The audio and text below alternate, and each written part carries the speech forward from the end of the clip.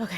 See, I told you I'd be really quick. I was like, wait, I just gotta adjust things. Okay, so for anyone for anyone on YouTube, just tell me if you can hear me. Hold on, let me just look at the volume. Let me look at the situation here.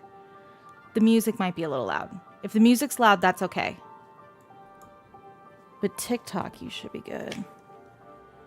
We can hear you. Yes, yes. Okay, cool. Awesome. And people on TikTok can hear me too? Nope, they can't. Okay, now can you hear me on TikTok? Oh, actually, yeah, we're gonna do that. No, it's fine. Okay, cool. Okay, I'm gonna give everyone a minute. No Slido code today because this one is such a dense PowerPoint presentation. If anyone, did anyone here attend the OG Book Buds Throne of Glass slideshows? Did anyone attend those? That was 3 years ago now. Wait, 3 years ago? 2 years ago. Did anyone attend them? This is gonna feel a little nostalgic of that. just so you know. It's gonna feel a little nostalgic. This is a very dense one, but there's a lot of information and we're gonna go pretty slow on it. So grab your drink, grab your, your favorite beverage. Usually I would grab an alcoholic drink with you guys, but not tonight. That is not what is happening. Yeah, so wine time. Go get some wine. Yes. Okay. Got my tea in my Cassian mug. I love it. I love it. Oh, I need to put these mugs up, by the way. I have to put the Maaster Class mugs up. Maybe I'll put it up for Black Friday. It'll be like a sneaky surprise. Okay, we're gonna give everyone a few minutes. And then I'm going to totally get everything set up. Okay. I'm also blind without my stream deck. So hi friends. Hello, hello, hello. Hold on a second. I'm just going to, on TikTok, we're just going to, whoop, there we go. Move this over just a tad so you can see my face.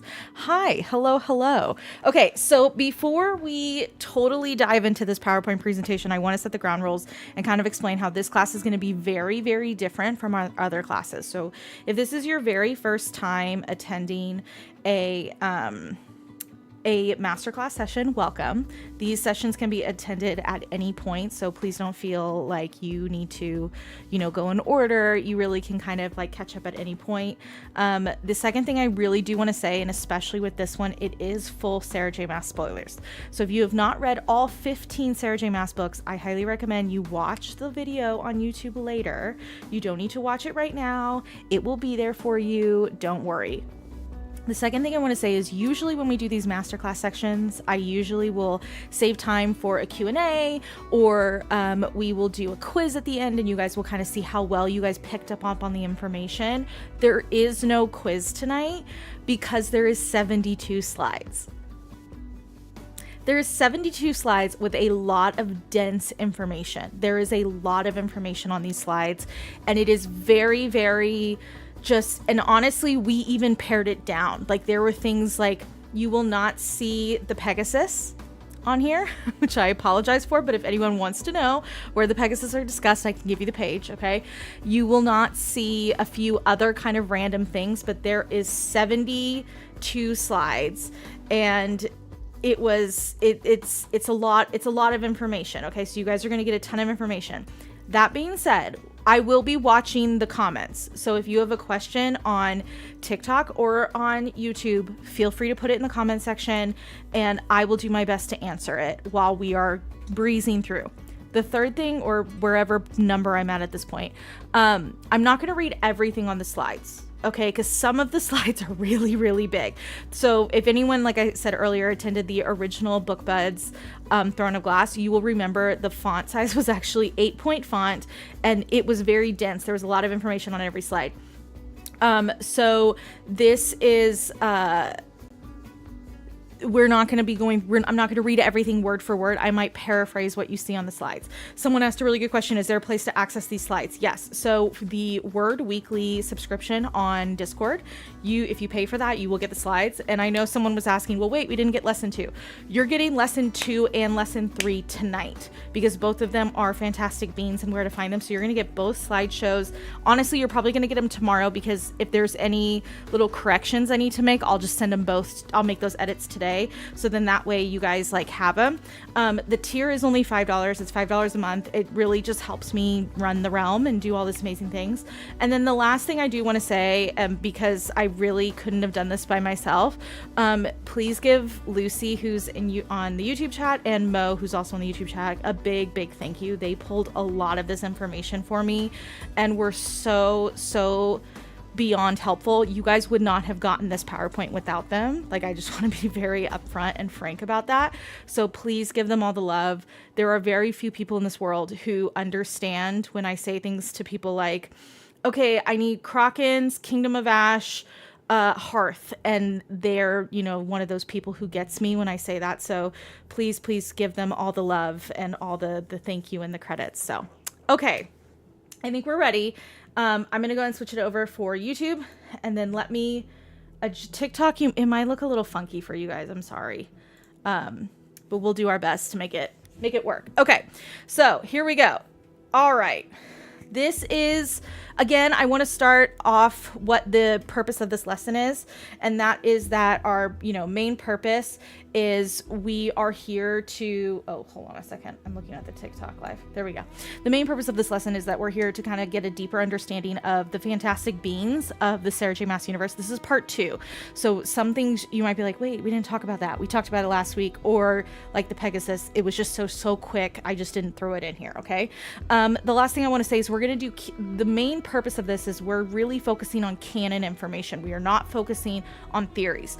Yes, there are some things that I would love to say is canon, but it's not. Sarah has never confirmed it, even if it feels like the dots are connecting a certain way. So you guys might see some of those dots connect tonight and we can discuss it, but I really want to make sure you guys understand what is canonically in the text. That's the most important thing to me. So I just want to say that. Okay, we are starting with the tiniest beings in the Sarah J. Maas universe. This is one of my favorite topics, and that is the smallest little creatures, which is the little folk. So we're going to do little folk and the sprites really quick. So, here, let me turn off the music, because I'll get distracted myself. And this fan is, I opened a window. You guys, I'm living my best life. I live in Texas. I never get to open a window. It's amazing. Okay, so we're going to start with the little folk. So the little folk, for those that don't remember, these are the beings that Aelin runs into quite a few times on her journey in the Throne of Glass series. And obviously there's comparisons made between the little folk and the sprites. So we're going to go through those right now. So the little folk, their first appearance is actually in Throne of Glass chapter 5. For those of you that don't remember, the little folk are the ones who present Aelin with the flowers around her feet, and she quickly brushes it away out of panic because she obviously doesn't want anyone to know that she's Aelin Galathinius. And the next time we see the little folk, hold on, there we go. The next time we see the little folk is in Heir of Fire and Empire of Storms, and we see kind of how they are. There's a bug on my screen. There we go. A gift. They're gifting the crew as they're traveling, essentially. So here's just some little descriptions of the little folk. So small bodies, some pale, some black as night, some scaled, mostly concealed, save for the spiny wingers and wide unblinking eyes. Rowan had never seen the race of ethereal beings of far more ancient and secretive than even the little folk. So it says the little folk had claimed for themselves going so far as to outfit the space with sprawling birch branches against the walls. They hung small garlands and wreaths from the white limbs amongst the leaves. Little bluish lights twinkled. Magic, old strange magic, those lights, like they'd been plucked from the night sky. And it does say that the little folk appeared at Aelin's coronation, and some are described as having greenish hands. And it also says that they're infant-sized footprints. So I actually think they're a little bigger than the sprites, which I wasn't expecting. That's kind of a surprise to me, but it's a fun fact. Okay, so moving on to the sprites. So confirmed sprites in the Crescent City universe is air, water, and fire. They have been mentioned in both Earth and Blood and Sky and Breath. And obviously, we are all more familiar with the fire sprites. So we know of Lahaba, who was a descendant of Rithia Dral, the Queen of Embers, and then Malina and Sasa, who are descendants of Parishfala, the Lady of Cinders. And we all know them probably as, Declan's cheerleaders, but it's fine. So it says Lahaba rotated. This is kind of the quote talking a little bit about her slave tattoo. So it said that it was inked on the flesh of every sprite, fire, water, and earth, but didn't matter.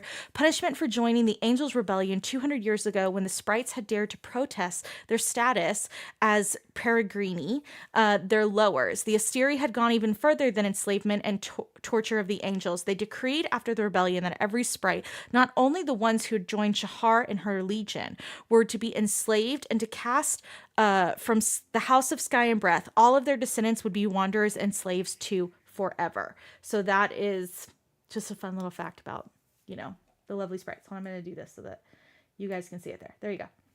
Oh, hi, Avery. Hi, love. You going to go read? Am I going to get angry text from you? Okay, so beings of the earth. So now we're going to kind of go through the different, lands, essentially. So that way you kind of get a good sense of... Nope, too late. Okay. A good sense of where beings are from.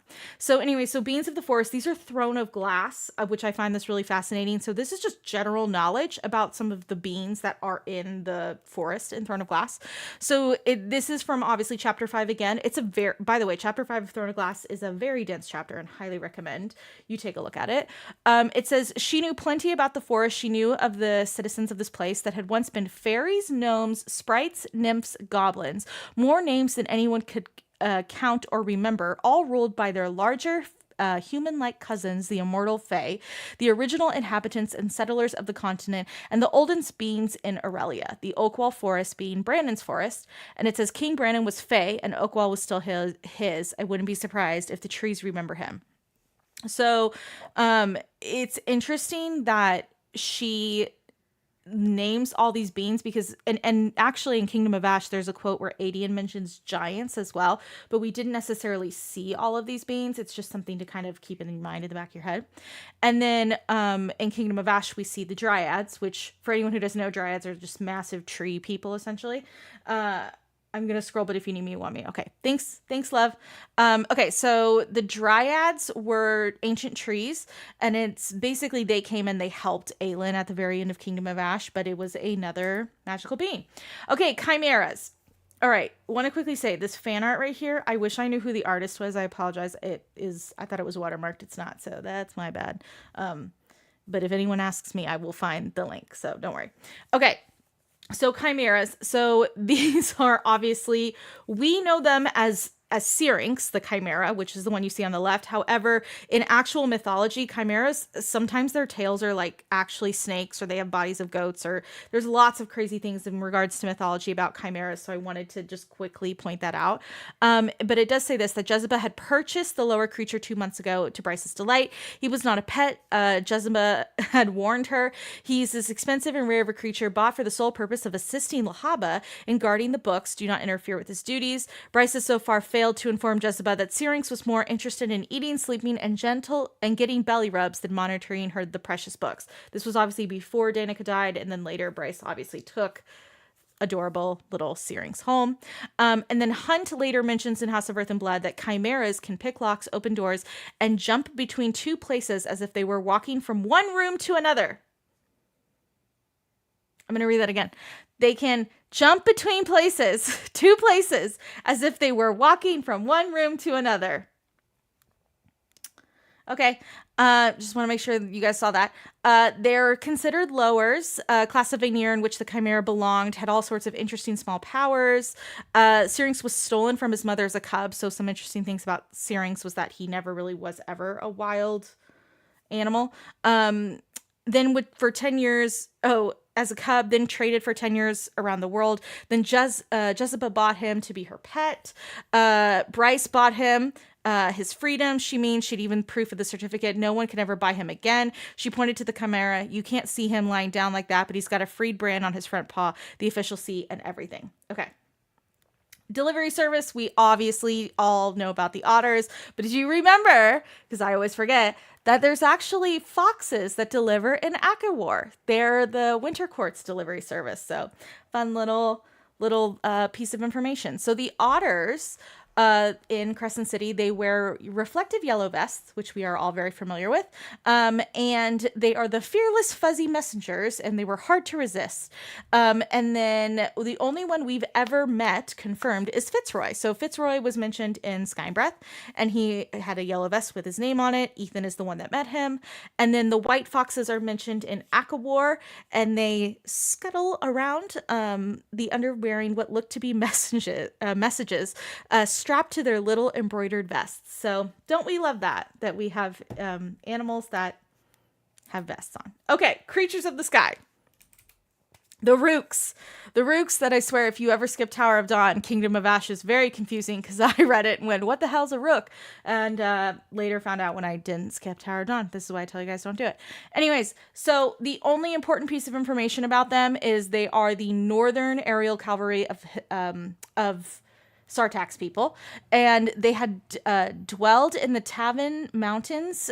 They were enormous birds, eagle-like in shape, large enough to carry off cattle and horses without the sheer bulk of a destructive weight of the Iron-Teeth Witches' wyverns, but swift and nimble and clever as foxes, the perfect mounts for legendary archers who flew them into battle. And then it says the Ruks will not fear the wyverns. So it's a cool little piece of information about the Rooks. They're great. Dragons. No, not wyverns, dragons. I want to make that known. We're talking about dragons. Okay, so do you remember in Kingdom of Ash that Aelin knelt in Dragonglass? I'm really sorry. I just reminded you. So Aelin knelt in Dragonglass, and what we find out is that there used to be dragons, but during an ancient and bloody conflict, they were all essentially perished. Some claimed it was the hardest class in the world. Dragons didn't even survive that war. They never rose again. There's the theory, obviously, in Kingdom of Ash that Maeve is the one who got rid of the dragons, because obviously she's afraid of fire. So, there you go. And then Ariadne. She is a confirmed dragon shifter that we met, and she is considered a lower, but they weren't true shifters, shifting between humanoid and animal bodies at will. They were more like the mare, if anything. There was a biological or magical difference to explain it, which we obviously don't know a whole lot about her, and we hope to get more information about her as we read Flame and Shadow. So just another piece of information. Okay, wyverns. Everyone's favorite topic. Wyverns. Okay. So, wyverns are very, well, if you're reading Fourth Wing, wyverns are not a positive thing, but it's a little confusing for us TOG girlies, because we're like, we love a wyvern, and then we read Fourth Wing and we're like, oh, we don't like wyverns. It's confusing. But anyways, the most important thing, which this is something that I was taught as I was doing the Throne of Glass book club, the difference between a wyvern and a dragon, in case you didn't know this, a wyvern doesn't have front legs. So their front legs are actually their wings, whereas a dragon has front legs. So that is the difference between the two, in case you're curious. As an example, if you were a Game of Thrones fan, Daenerys' dragons were all wyverns. Like, if you looked at them, none of them had front legs. They all had, so it really was like Manon, honestly. Like, they're all wyverns. So just a little fact for you. Okay, so the Haviliard house their symbol is a wyvern, which is somewhat ironic. And Selena finds, as she's going down and seeing Gavin's tomb, that the symbol on his tomb is also a wyvern. So it really kind of stuck with them for some reason. I don't know why. And then just some random facts. So like I said, they have 2 back legs with wings. They're big leathery wings. They have very intricate scales. Some of them obviously have like certain armor on top. I mean, if you think of Abraxas, his wings, you remember Manon gets the spider silk to like add to his wings. So just some things to kind of note. There was poisonous sparked barbs on the tail sometimes. So the venom of the wyvern's tail was deadly and at worst paralyzing at best, paralyzing with just a scratch. And I mean, they're basically just terrifying, essentially. So the wyvern's purpose, because this was always something that I kind of forgot, but it's important to say. So wyverns were bred. The reason we see them in the Throne of Glass universe is they were bred by Erewhon to be the aerial cavalry ridden by the Iron Teeth witches to support the Valg. So the king needed riders. This was all clarified in Heir of Fire. There was hatcheries. This is another reason too, in case I'm saying this genuinely because it took me multiple rereads to understand this. This is why in Throne of Glass and in Crown of Midnight, the King of Otterlin is not seen a lot because he is busy preparing the wyverns. That took I didn't catch, if you're anything like me, that took multiple catches because I was like, oh, that's where he was. Yeah, he was dealing with it. And there's also, and we obviously have met, the wyverns are a little bit of a different creature. So, and then there's the Eyrie, and this is kind of where the wyverns perch on massive posts jutting out from the tower side to get some fresh air, and to watch the war camp far, far below by night. So this is just some other fun information about them. Some key wyverns that we know of is Abraxas, Narine, I think is how you say it, Keely, and Titus. So Abraxas belonged to Manon. She didn't have a heartbeat to spare or marvel that Abraxas held not balked at the fight, but he did not yield. Her warrior-hearted wyvern, your fussy nursemaid of a wyvern is fine, by the way. So remember, we all love Abraxas and his, enjoyment of flowers. Okay, beings of the water. So these are any beings we see in the water. So the Mycenians, you might hear this and be like, what the hell is a Mycenian? Let me catch you up to speed. Rolf, Captain Rolf, the pirate lord in Throne of Glass, with my favorite scene with the emeralds, the pluck, pluck, pluck emeralds. He is a Mycenian, and there was a whole underlying plot about the Mycenians in Empire of Storms. We're going to go through some of the facts about them right now, just so you kind of get a basic gist. But basically, Ilium, which was the stronghold of the Mycenians, if you open your copy of Throne of Glass and you look at the map, this is literally near Terrasen. So it's technically in the territory of Terrasen is where the Mycenians are from. So they were banished 300 years ago by Terrasen. The Mycenians had once ruled Ilium, but not as nobility, but as crime lords. And during some long ago war, their lethal fleet had been turned so crucial in winning that they had been turned legitimate by whatever king ruled at the time, until they had been exiled centuries later for their refusal to come to Terrasen's aid in another war. And this is a war we don't know because it's the timeline-wise, it doesn't make a whole lot of sense. The Mycenians had abandoned Terrasen so they would not die in the war that they believed. They disbanded and vanished soon after, never to be seen again. And Adian is questioning this because Aelin is essentially spouting out facts about the Mycenians in Empire Storms, and he's like, what's the point? Well, the point was to turn Lysandra into a sea dragon to get the Mycenians to come back. That was the point. And then it says, only when the last of the dragons had died, heart sick to be banished from Terrasen's water, had the Mycenians truly been lost, and only when the sea dragons return would the Mycenians too come home, so their ancient prophecy claimed. Remember, this is why Lysandra turns into a sea dragon. Okay, so then sea dragons, which are obviously associated with the Mycenians, it said that when Aelin is going through the temple at one point, she sees the carvings throughout from the Mycenians, and she sees one of the sea dragon. And if you remember, she grabs Lysandra to go look at it to make sure Lysandra knew what to turn into, essentially. Someone said, where can I find all this information? So currently we're live on YouTube, so you can go see the actual pretty part of the slide. For anyone on YouTube, they're not seeing the photos. They're only seeing the words. It's not pretty. Okay. And then the information is live right now, or you can buy the access to the PowerPoint presentation on my Discord. So there you go. Okay, so sea dragons have 4 short extremities, wings, fins, talons, and a spiked tail. So they're a little different.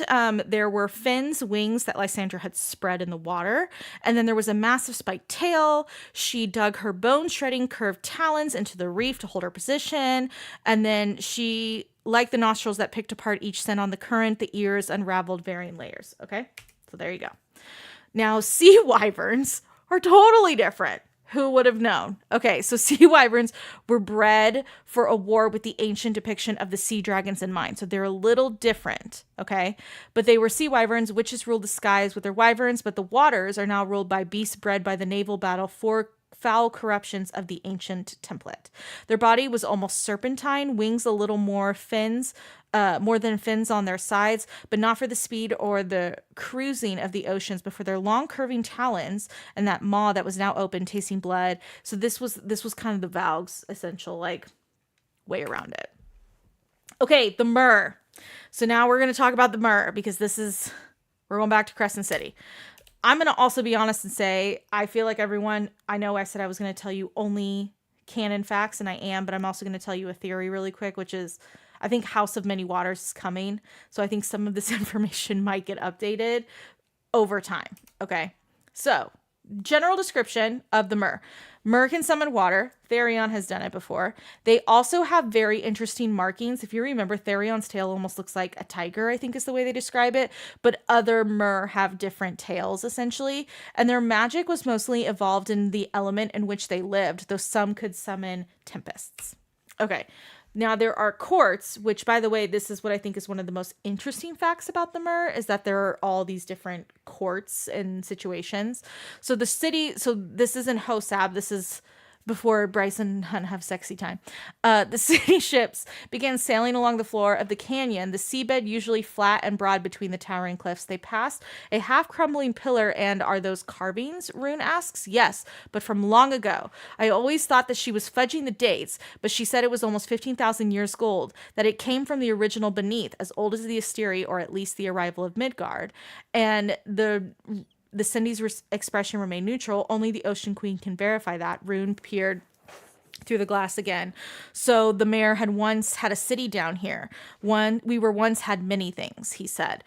What's funny is the thing that Bryce is referencing about, I always thought she was fudging the dates. If you go to House of Earth and Blood, you can see the actual object she's talking about, because Bryce brings up the object and she's like, oh, I have this Mer thing from 15,000 years ago, and this is her bringing. So it's kind of cool. There was a callback to this very random piece of information in Earth and Blood. The Mer and the River Folk live in the Blue Court, but the Mer serve the River Queen, and we obviously know there's also an Ocean Queen. So the River Folk were notoriously secretive, their city beneath the surface. The Blue Court, a place few dwelled on a land they would never see, probably was their daughter. In a way, the Mer claimed the River Queen as their mother. Okay, so some of the habitats about the Mer. So Therion says this, that his parents found it odd that he'd chosen to live in one of the dry glass and metal buildings anchored into a sprawling platform at the bottom of the river, and not near them in a network of underwater caves that doubled as apartments for the Mer. But Therion liked TV, liked eating food that wasn't soggy at best, cold and wet at worst. He liked sleeping in a warm bed, sprawled over the covers and pillows, and not tucked into a seaweed hammock, swinging in the currents. And then some of their limits, which is kind of interesting, is that he was accustomed to cold, had explored as deep as the Mer's gifts would allow without his skull cracking like an egg. But his northern stretch of the Haldron Sea was different. It sucked the life from the bones, the grayness, the deepening of the soul. So I think there's a lot of information we're missing from the Mer, but what we're learning is that based off of where they associated, we kind of get more info from them, essentially. Okay, so some of their magical abilities. So the Mer can shift between Mer tails and human legs, and it seems a little like it's not something that they can control. So the second quote here says, the water drained, clearing the chamber, and Therion remained seated, staring at his fins, waving idly in the air. He willed the change, light shimmered along his legs, pain lacing down as his fin split into two, revealing a naked body. But when he shifts back to his Mer form, there's I forget where it is. I think it's this one. It's this, oh, whoops. It's this quote. So it says, he only had 3 minutes before he had to be in the water. He barely sealed the door when the water flooded his feet. Rushing into the chamber with a sigh, Therion sighed, slumping into the rising water, shucked off his pants, his body tingling as fins replaced skin and bone, his legs fusing, rippling as tiger stripe scales. So it sounds to me like he can willingly shift legs, but he can't willingly sometimes shift into the water, which is kind of an interesting random fact. I would have never have guessed. And it does seem like there's a timer, which I think is something we're going to probably see in a future book and regarding Therion's current situation. So that's also very interesting. And then surprise, the Mer actually Fay. They're not. They're Fay. Surprise. Okay. So they it says the Midgard shifters were Fey from a different planet. All the Fey in that world shared a form of an animal. The mirror descended with them too. Perhaps they'd once shared your breed of Fey, but they had been alone on their planet for long enough to develop their own gifts. So it says the aquatic shifters can hold a hybrid form far easily than those on land. So, surprise, they're not actually Mer. Anyways, witches. Probably everyone's other favorite topic. Okay, so Throne of Glass witches. I'm gonna quickly pause before we get to witches. Does anyone have any questions about what we have gone over? Hi, Amber. I love you. By the way, has anyone here read wait, Amber, while I have you, has anyone here read Book of Azrael? You want to know a fun fact? I'm not allowed to read Book of Azrael per the author's request. I have to wait because she's afraid I'm going to yell at her.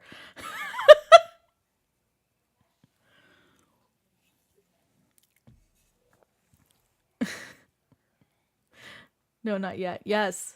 Oh, some people on YouTube are like, yes, they have read it. You will yell. She knows me very well. Book of Azrael is so good. See, look, Amber. Not yet. We might have to do a buddy read when the third book comes out. I'm just going to send Amber so many reactions. But I can't have it. I can't start it until I'm holding the third book. I value our friendship. Well, that's true. It's supposed to be good. Yeah, I heard it's good. She's probably laughing at me right now. I'm like, I know. Amber's laughing at me. Okay, do we have any questions about Mer, Little Folk, Sprites, anything we've gone over? Book 1 was good. Immediately jumped into book 2. When does book 3 come out? Amber?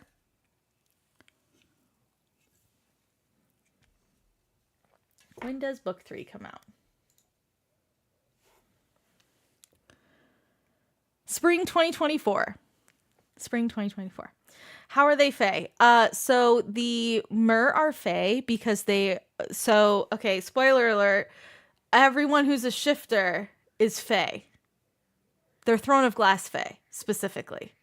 But they're Fey. Surprise! This is why I literally tell people, don't skip Throne of Glass.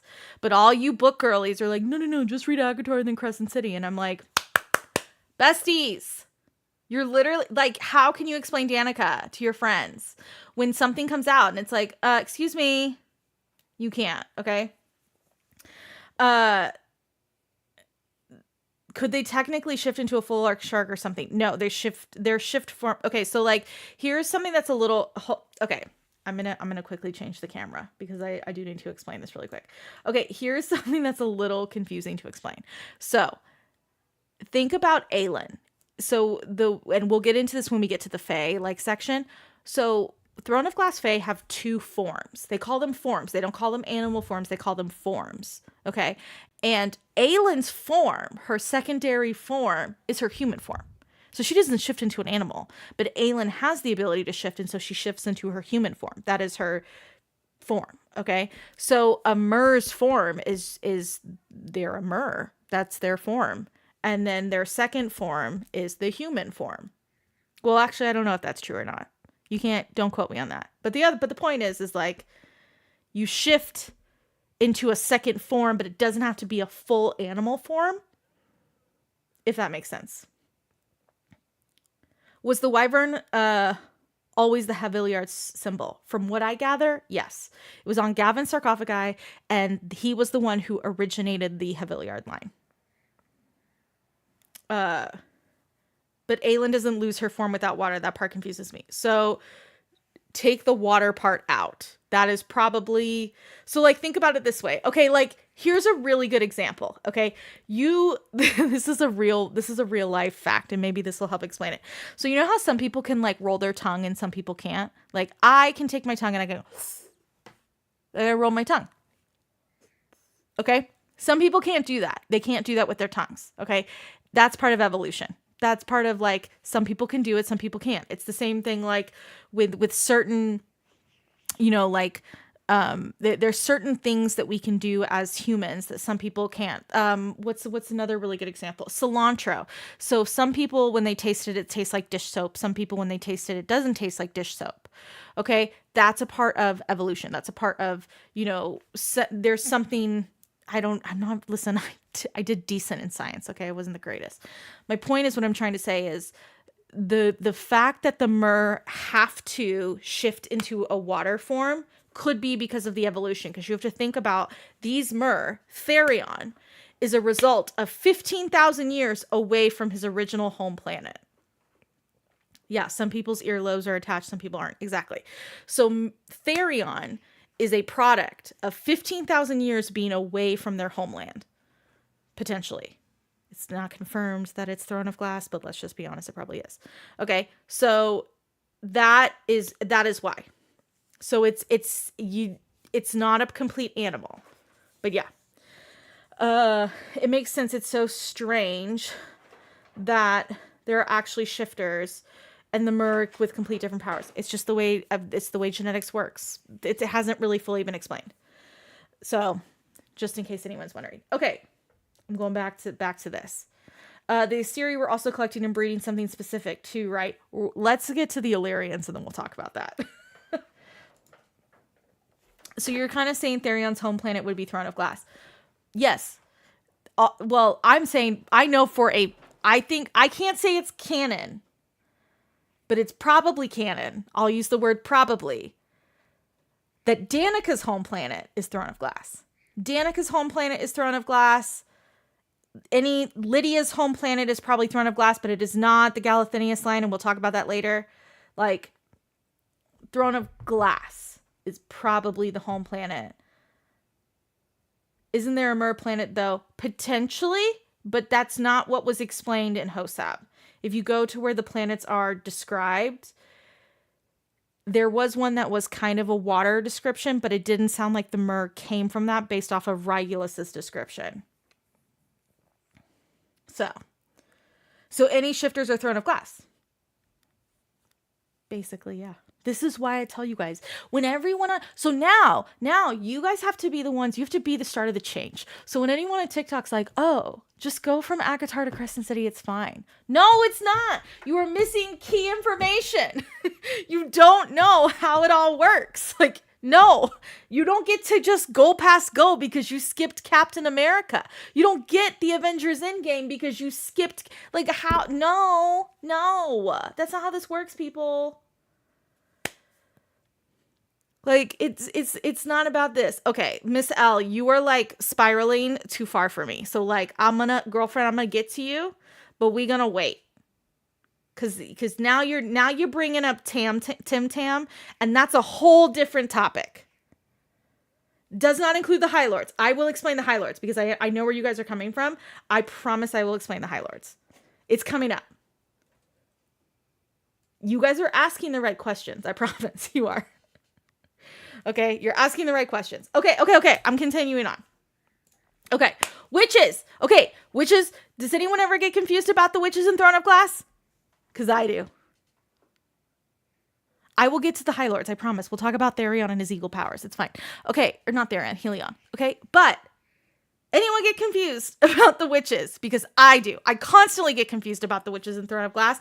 And it is literally the most confusing thing in the entire world. So we're going to break it down. And if you have questions, I will answer them. Okay? So let's talk witches. And then we'll talk witches in Acatar and witches in Crescent City.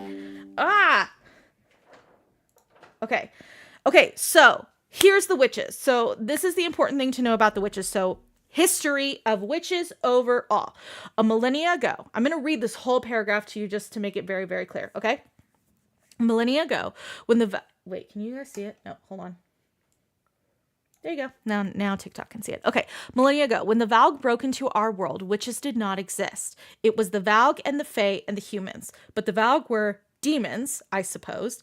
They wanted our world for their own, and they thought a good way to get it would be to ensure that their offspring could survive here. The humans weren't compatible, too breakable, but the Fay, the Valg kidnapped and stole whatever Fay they could. Because your eyes are getting that glazed look, I'm just going to jump to the end. Wait, I love that it's saying this. And say, the offspring became us, witches. The Iron Teeth took after the Valg ancestors more, while the Crockens got more of the Fay traits. The people of these lands did not want us here, not after the war, but the Fay king, Brannon, didn't think it was right to hunt us down. So he gave us the Western Waste, and there we went until the witches' wars made us exiles again. So it's true, witches are blessed with the long lifespans of the Fay. Fay or Valg, we never learned which one. Valg, he knew that name. But the demons who stole Fay to breed with them, which made them witches, right? If you recall correctly, the beautiful Crocken witches had taken after their Fay ancestors, while the 3 clans of the Iron Teeth witches took after the race of demons that had invaded Aurelia at the dawn of time. Okay, does that make sense? I can explain it in another way. That was a lot of words thrown at you about the two. I'll put music on. Please explain. Okay. All right. Okay, so basically, Throne of Glass witches are the result of the Valg and the Fay breeding together. Okay? That's the result. The difference between the two is that the Crocken witches are more Fay than they are Valg, and the Iron Teeth witches are more Valg than they are Fay.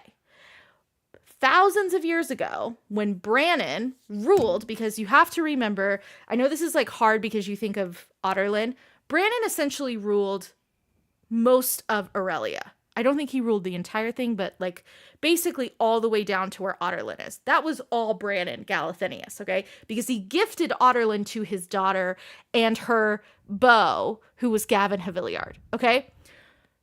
The people did not like that the Valg, who they refer to as demons, which I know you're thinking of hell, but don't, okay? It's just the term that they're using right now. Don't stress about it, okay? They didn't like that these Valg creatures were in their world. And Brannon felt like, well, it's kind of disrespectful to just toss them out because some of these like people who were created not from actual love, but from, you know, a horrible situation deserve to be here. So he gave them the Western Waste. And he said, Crocken and Iron Teeth, you have to get along. Go to the Western Waste. Now we know that they didn't get along, and then everyone can go to the Western Waste, and that's why you have the curse, and the Iron Teeth, like Manon, never saw the Western Waste. Okay. Does this make more sense? And Manon is both Crocken and Iron Teeth, which we will get into because I think she's a little more Crocken than she is Iron Teeth, but yes, she's both. So the Crocken witches, which we'll get into, they're the out of the two, they practice magic because they are closer to the Fae. The Iron Teeth witches cannot because they are more Valg. Crocken, Fae, magic. Yay! Iron Teeth, no magic. Valg. That kind of rhymed. That was pretty good.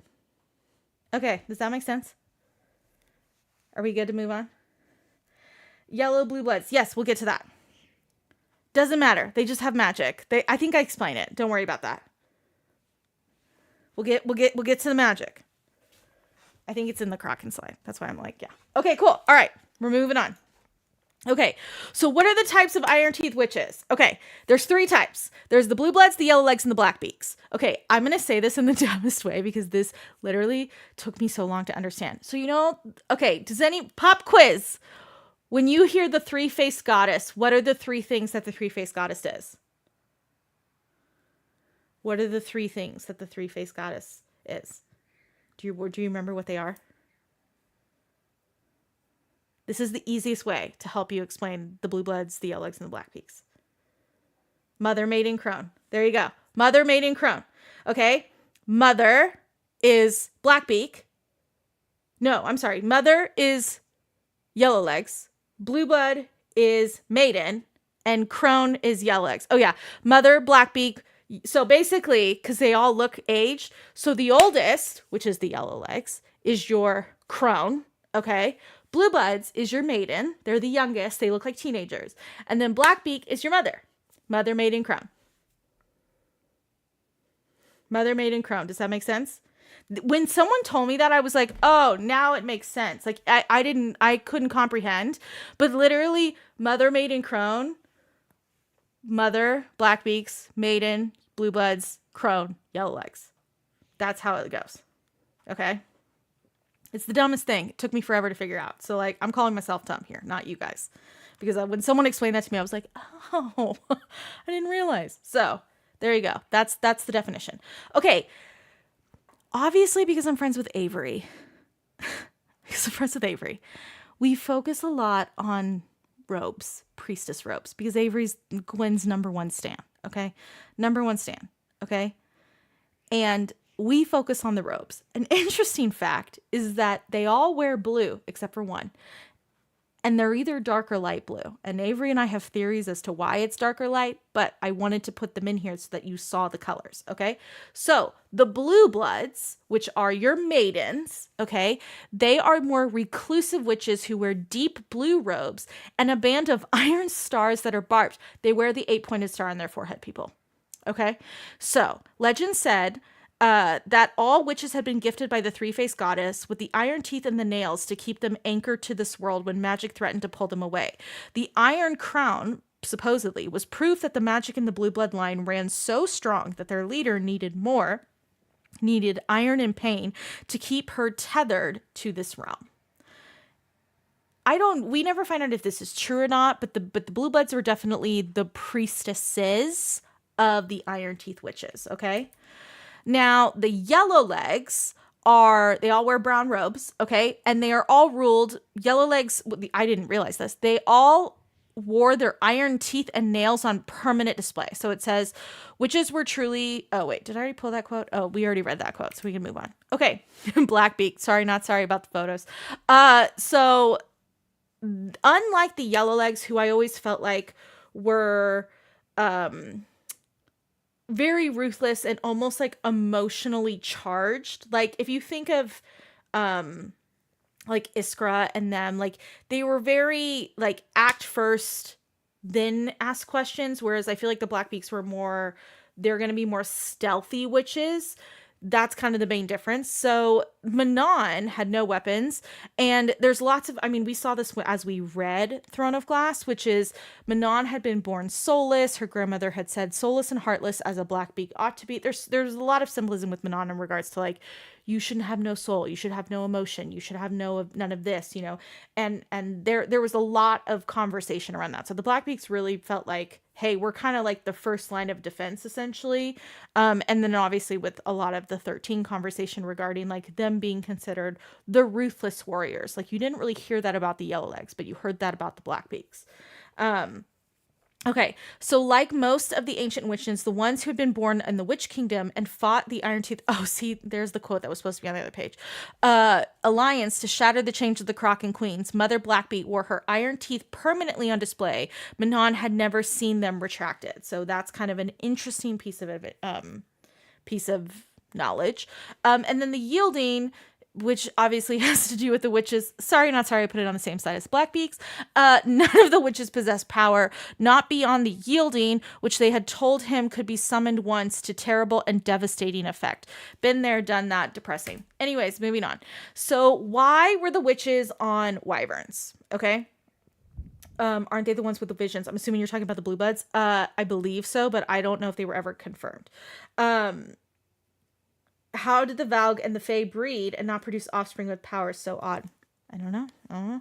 Okay, so why the wyverns? So it said that basically the king knew that the witches, because the witches used to fly on brooms, which I always forgot about, and they basically bred these wyverns, and they knew the witches would be the ones to ride them. So it said riders for his wyverns to be aided in his aerial cavalry. He's been breeding them in the gap all these years, but it's more than that. Nesrin said the king now has an aerial cavalry of iron teeth witches, a host of 3,000 strong, training in the Farron Gap to ride the wyverns that the king somehow managed to create and breed. So we all know this information, okay?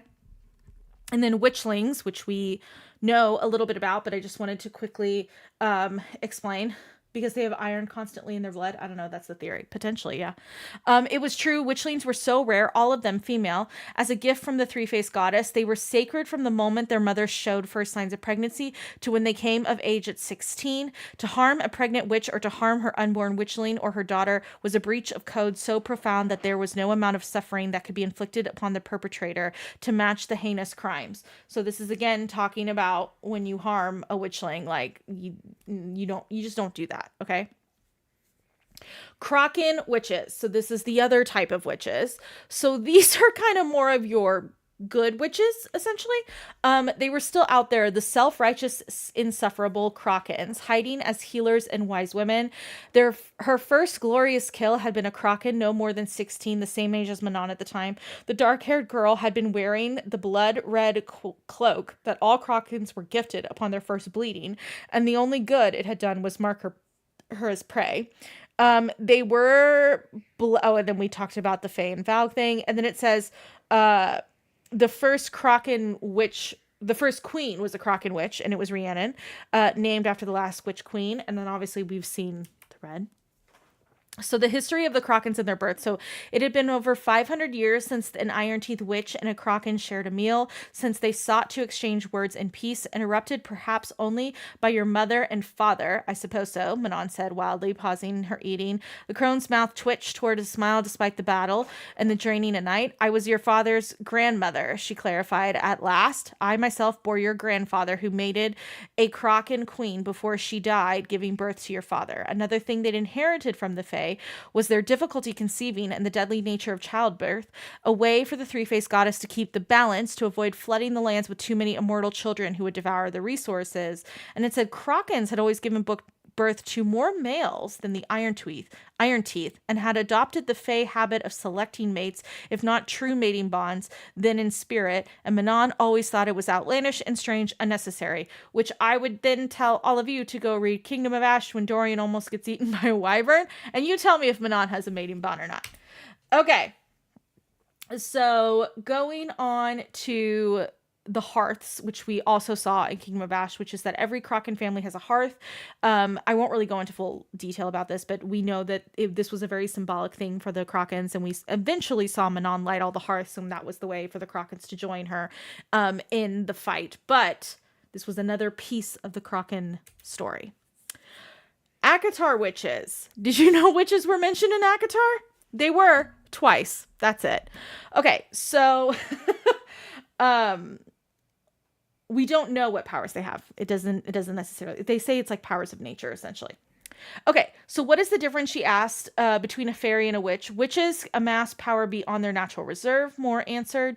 They use spells and archaic tools to harness the power of them and the cauldron allotted, and use whatever they desire for good or ill. Some say the witches, he murmured, not the humankind, he added when she raised a brow, the kind that used to be something else, and then their thirst for magic and power turned them into wretched creatures, banished here by various High Lords. They don't sound so bad. They drink young blood to fill the coldness and the magic left. So we don't know a whole lot about them. We just know that witches existed in the Acatar world. That's really all that I need to tell you.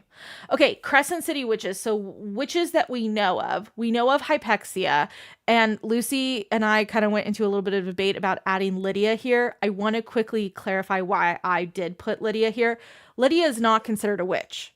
She's considered a shifter, but her mother was a witch. So in the eyes of her coven, she is a witch, but in the eyes of the world and Midgard, she is a shifter. Because Lydia's powers are shifting abilities, they are not witch abilities. Does that sound good to everyone? But I put her on here just to clarify that she technically, genetically, is a witch. Okay? So, and then the other thing to note is that Hypexia and Lydia's Hypexia's father can raise the dead. Nice. Okay, so they were a strange, unique group of witches. Though they looked like humans, their considerable magic and long lives marked them as Vanir. Their power mostly passed through the female line, all of them deemed civitas. The power was inherited from some ancient source that the witches claimed was the three-faced goddess, but witches did pop up in non-magical families every now and then. Their gifts were varied, from seers to warriors to potion makers, but healers were the most visible in Crescent City. Their schooling was thorough and long enough that the young witch before him was unusual. She had been skilled to already be working in the clinic when she couldn't be more than a day over 30. We're talking about hypaxia. Okay. So then later on in Hosab it says, but you said you want the witches to return to power, or is it that you want your people to regain their power, but you want your mother's coven to be excluded from that? And Hypaxia nodded gravely. Bryce's brows knitted. Aren't the witches already powerful? Not as they once were. For generations now, mighty bloodlines have run dry. Magic withering, like they are siphoned into nothing. My mother's coven has no interest in discovering why. They only want us to become even more subservient to the Asteri, which sounds very similar to the shifters. So it's a little tricky. I don't know. I'm just giving you the information about the witches. Okay. Priestesses. Any questions about the witches before we get to priestesses? Because let's be honest, it's all the same damn thing. Healers, you say, like in the Tory of Bestie, that's next. I'm so glad you catching the trend here.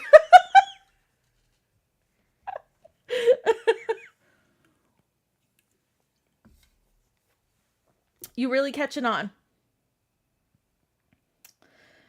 This is Avery's favorite topic, the priestesses. I also want to clarify for everyone asking, I did ask her before I did this if I was good.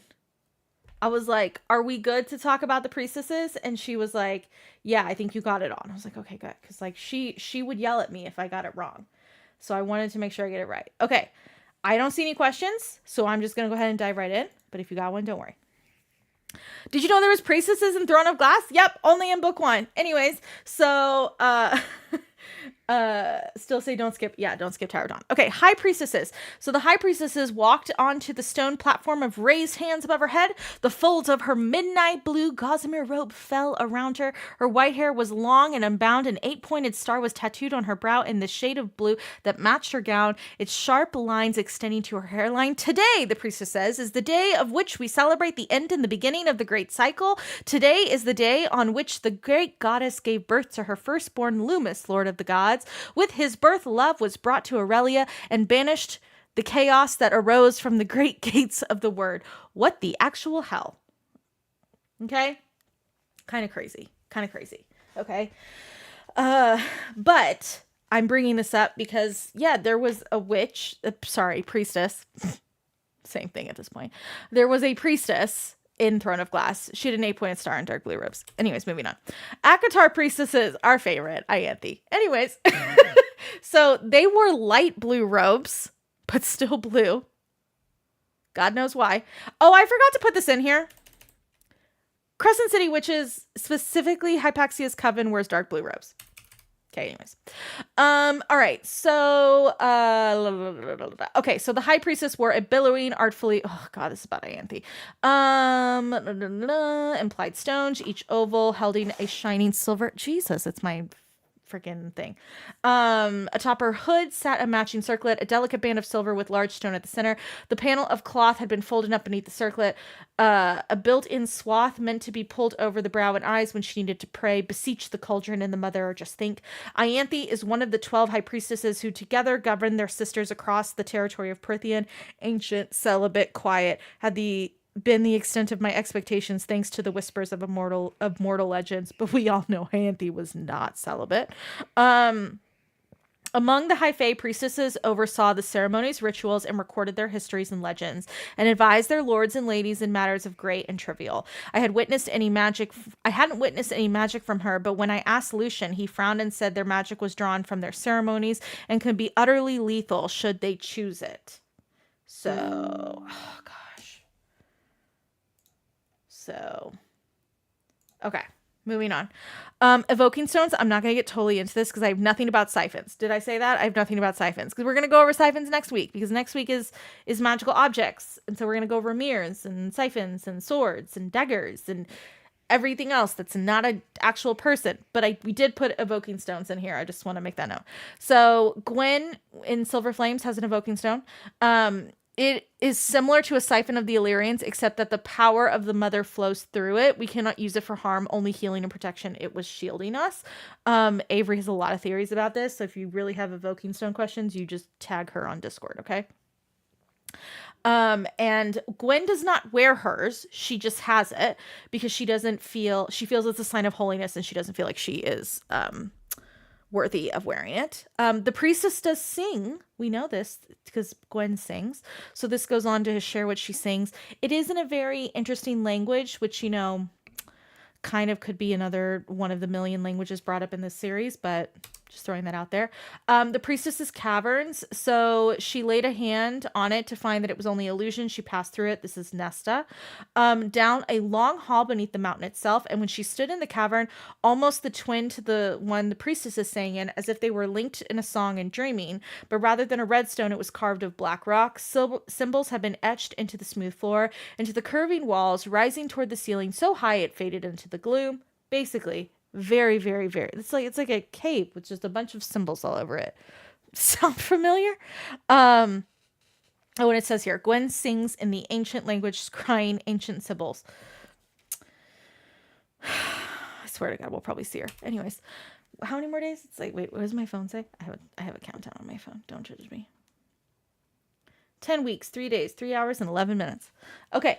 Luna's priestesses. This is the only priestess who wears white. But interestingly enough, the priestesses in Crescent City are not like of a specific race of being. It's like anyone can essentially be a priestess. So I don't know what that means. But anyways, the Luna's priestesses, which is one of my favorite chapters in Crescent City, so she was dark-skinned, a temple acolyte, I said that weird, black-haired, white robe, no more than 12, gaped at him as he walked past, clutching a broom to her chest. He nearly winced, realizing the portrait of the wraith he now represented, checking his expressions. The Fay girl still kept back, the golden crescent moon dangling from the delicate chain across her brow, glinting in the gray light. A waxing moon until she became a full-fledged priestess upon reaching maturity, when she would trade the crescent for a full circle of Luna. And whenever her immortality began to age and fade, her cycle vanishing with it, she would trade the charm for a waning crescent. So it's a little different. The priestesses all had their own reasons for offering themselves to Luna, for forsaking their lives beyond the temple grounds and embracing the goddess' eternal maidenhood. Just as Luna had no mate or lover, so they would live.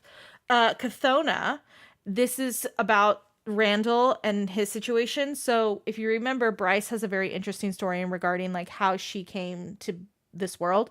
So she said, my mom ran from my biological father before he found out she was pregnant. She wound up in a temple of Chthona in Corinth, and she knew the priestesses would take her in, shield her, since she was a holy pregnant vessel or whatever. None of the Corinth priestesses had their ability to defend us against the Fey warriors, so we drove 5 hours to a Solus temple, partially to rest, but also to pick up our holy guard. This is about Randall. He didn't want to go home. He couldn't face his family, so he offered himself as an acolyte to Solus, hoping that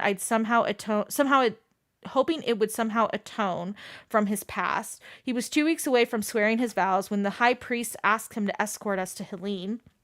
Many of the priests are trained warriors, but Randall was the only human, and the high priest guessed my mother wouldn't trust a Vanir male. Right before we reached Helene, my father's people caught up with us. They expected to find a helpless, hysterical female, but Bryce smiled again. What they found was a legendary sharpshooter and a mother who would move the earth itself to keep her daughter. So, kind of an interesting thing. Does that mean Hypaxia... Oh, wait, hold on. Could learn what Irene could do? Ah, now you're asking the right questions. I couldn't tell you, but guess what's next? Healers! So, healers of the Southern Continent. So, talking about the Southern Continent, the seeds were planted here by the Fae, were bred into the human bloodlines, and grew into the people gifted and prone to healing magic. Who would see the value of its healers and would think the gift for one thing, but never know that it might be a treasure waiting to be used in another time, another weapon, which we find out was. Fire is cleansing, purifying, but amongst the healing arts, it was not often used. Too unwieldy, water is better attuned to healing, but then there are raw healing gifts like mine, light, Kale says. It looked like swarming lights against their darkness. And Irene whispered, I think I can heal them. I think the Valg. I think they are parasites, and I can treat the people they infect. So healers are believed to be gifts granted by Silba. I thought, and Irene's power flared brighter. Erewhon screamed, the power of creation and destruction. That's what lay within her. Life giver, world maker. I have a few theories about that, but we're just going to keep going. Okay, so what's the difference between a healer and a physician? It is also explained in Tower of Dawn. So the physicians at the Torre Chesme were the finest in the world, distinguished only by the Torre's healers by the fact that they did not possess any magic. Okay, they were the first line of inspection for the healers in the tower, their quarters occupying the sprawling complex around its base. Magic was precious. It demands costly enough that some healers on high centuries ago had decreed that if they were to see a patient, a physician must first inspect the person. Perhaps it had been a political maneuver, a bone tossed to the physician so often passed over by a people clamoring for a cure-all remedies and magic. Yet magic could not cure all things, could not halt death or bring someone back from it. So essentially, at the Torre, you go to a physician first, and then if a physician feels like it's necessary, then you go to a healer. So, the Valg. Any questions about everything we just went through? Priestesses, healers, all of that. We went through a lot.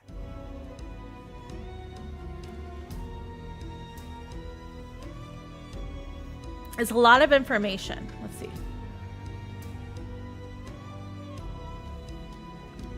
I'm going to check my phone really quick.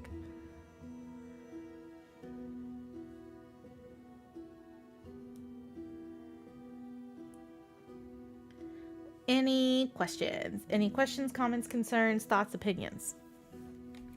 Or are we totally good? I'm just checking in. It's a lot of information. That's why I'm making sure everyone's good to go before we get to the Valg and the creepy parts of the PowerPoint.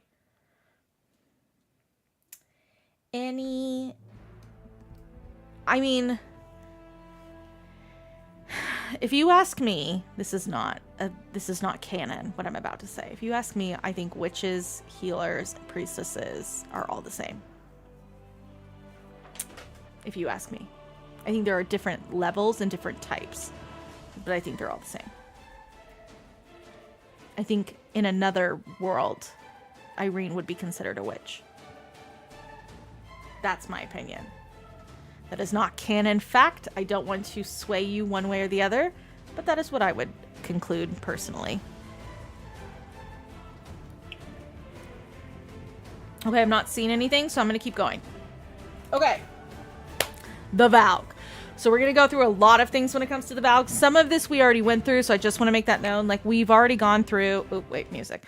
We've already gone through Maeve as a Valg Queen. We've already gone through the Valg King, so that information is not in here. This is just more the different types of things.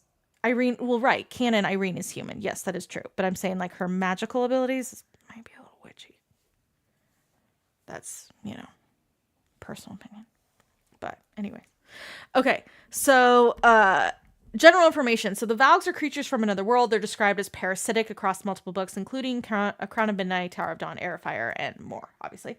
The Valg were demons from another realm, bent on the conquest of Aurelia, with the force of an endless army behind them. I want to quickly pause because this is where I think things get confusing. So... they're going to use the word demon a lot when talking about the Valg. And then obviously now in 2023, when we hear demon in SJM, we think of hell and we think of Adis and Apollyon and all of them. I don't think that is necessarily a direct correlation right now. I just want to make that known. I think when they say demon in regards to the Valg, it's just like, oh, that evil thing in our world, demonic. That's kind of the thought.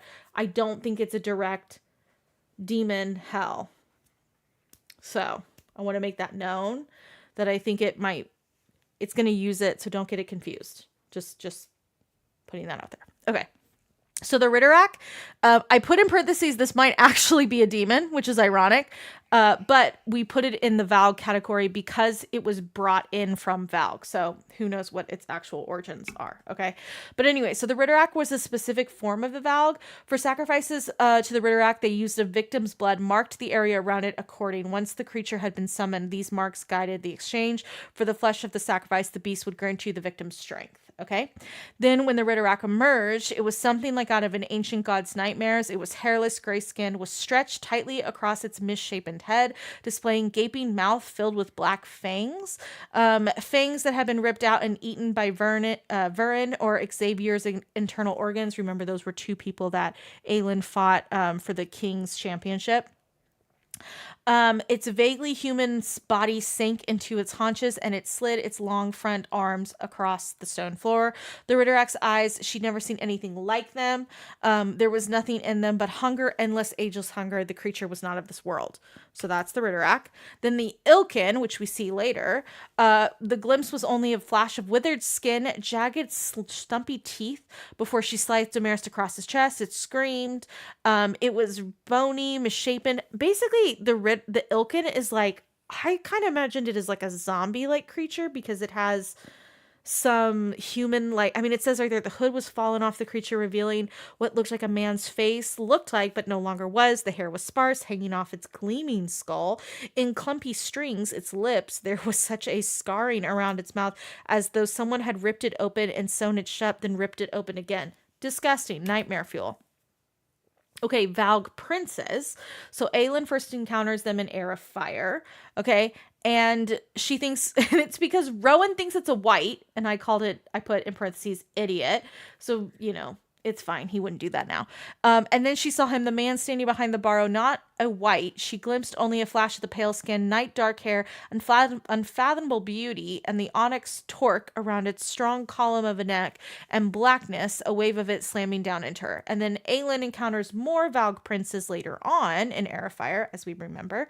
And when she speaks to them, she finds out where they're from. They said, "We are princes of our realm." She goes, "What realm is that?" And he said, "A realm of eternal dark ice and wind. We have been waiting a very, very long time to taste the sunshine again." Okay, then the spiders. My favorite part. See, look, that's not a scary spider photo. I think I did good. I found a non-terrifying spider photo. Look. It's like a little boy with a spider. That doesn't even look like a real spider. You're welcome. Okay. So the Karakun, I hate that word, are spiders from the Valg realm. They are loyal to Maeve, who's the queen of the Valg, and they are spiders of the southern continent. Okay. Whereas the Stygian are from the west, and they are Stygian. I hate that word too. They're also enemies of the Rucks. It means shadow and darkness, but in your lands they call them something different, don't they? And then Nezran agrees. We call them the Stygian spiders. Do the spiders here produce silk too? They are not so civilized as their sisters in the north. It says they do not create, only destroy. Long have they dwelled in their caves and passes in the Dagoon Falls in the far south of the mountains, and have long maintained a respectful distance. Now, the Valg Princesses. A demon once told me it was not a Valg prince, but a Valg princess. And then Silence and Nezran said, the spider, it claimed the Valg kings had sons and daughters, princes and princesses. And this is, why do you think Maeve had hoarded her healers, never allowing them to leave her patrolled borders? She knew she would return. She wanted to be ready to protect herself. Her prized favorites, those in Dornell healers, her secret army. That's why Erewhon sent me, Duvidral, to be his spy, to see if a healer with those gifts, the gifts, might indeed merge from the Torre to keep you from learning too much. And with a shrug, of course, killing that brat princess and the other healer were mistakes, but I'm sure his dark majesty will forgive me when I return with you in tow. Which is why he brought over princesses. A nod. The females are the deadliest, but harder to contain with a host. So princesses are like a totally different beast in of itself. I'm scared of the damn spiders in Harry Potter. Yeah. Kara Queen. I hate it regardless. I absolutely hate it.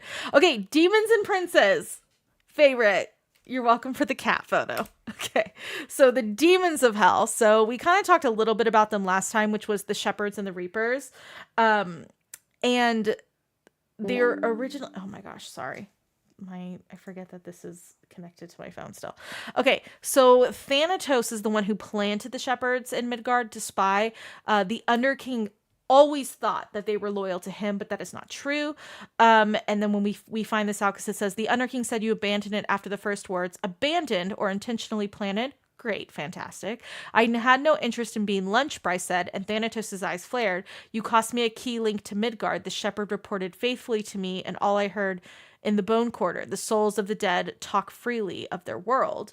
The shepherds were at first experiment of the Prince of the Ravine in the First Wars. The Reapers, so these are Reapers who can simply defect and serve hell. From whence do you think the Reapers first came? Who ruled them? Who ruled the vampires? The Reapers chose Midgard, but I am not surprised some have changed their minds. Bryce demanded, and you don't care if hell steps into your territory? Who says they were my Reapers to begin with, and none unaccounted for here? There are many other necropolises that might hail from, and the other half rulers answered to. So basically, these are two beings that the Underking believes, or maybe he's right, they answer to him, but they are actually beings of hell. Okay, Princes of Hell, very quick slide, just going to go through what we know. So we know that these are the layers of hell. Okay, we know the pit is the bottom, and these are the only confirmed princes we know. We know Thanatos, which is in the ravine, the chasm, which is Adis, and the pit, which is Apollyon. I'm going to go ahead and answer what you guys are all thinking, or if not all, at least a handful of you are going to ask me. Do I think Thanatos and Akawar is the same Thanatos that's the Prince of the Ravine? And the answer is no, I do not. I think they're two separate people, but I'm going to go ahead and say it. Okay. This is what we know of the three princes. So we obviously know Adis very well. He occupied the 5th level of hell, the chasm. He yielded only to 2 others, the Prince of the Abyss and the Prince of the Pit. The 7th and mightiest of the demon princes, the Star Eater himself, whose name was never uttered on this side of the Northern Rift.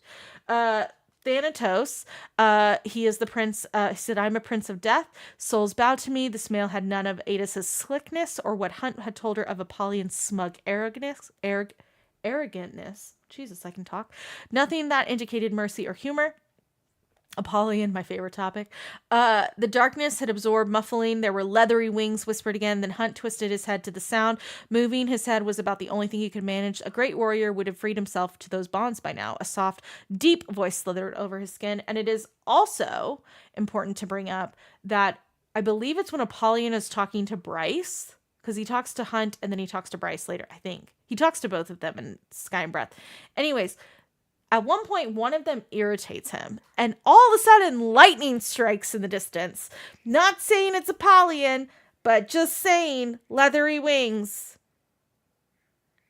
And lightning was striking around him. That seems suspicious. I need a DNA test. Yeah, Adder was in the last class. Okay, angels. So, the angels of Crescent City. So the Asteri had created the angels to be their perfect soldiers and loyal servants. The angels gifted such power had relished their role in this world. The angels also known as the Malachim. Just want to make that Malachim. I think I said that too fast, just in case anyone is wondering. So angels versus archangels, really quick.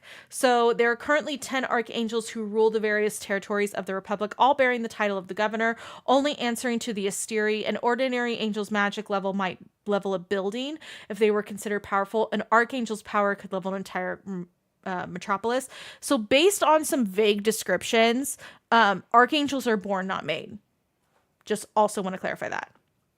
Because based off of like what we know of the archangels we have met, it sounds like they are born. So want to make that quick note. Okay.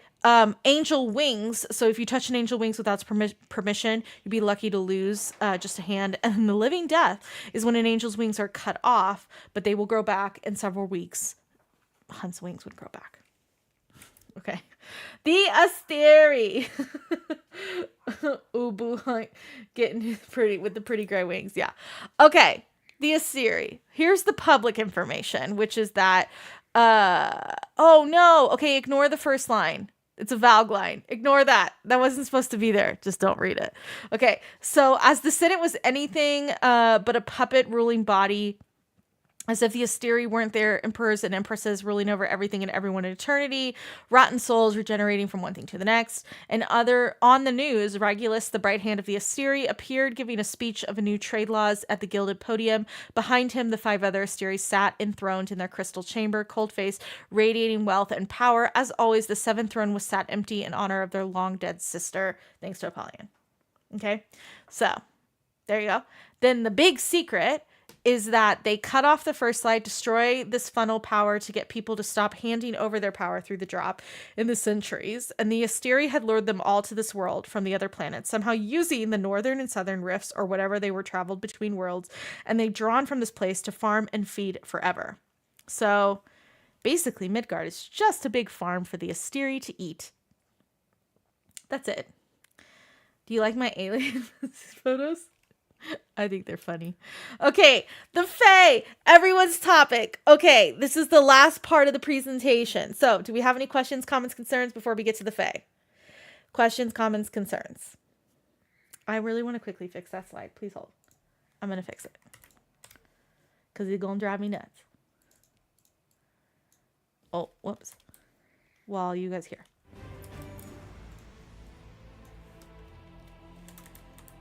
There we go.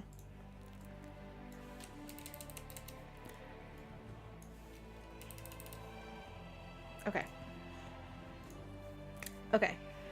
Any questions about the Fae? Before we get to the Fae. The Fae is the last part.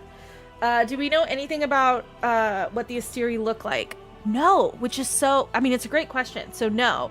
We know that they are we know that Regulus looks like a very young Fae boy, but we don't know... We're pretty sure that they are not... That is not their true form. So, yeah. Okay, the demon in Throne of Glass sounds really similar to the adder. Okay, here's the thing about the adder. Yes, you are correct. They do sound very similar, but when you compare them side by side, they aren't very similar.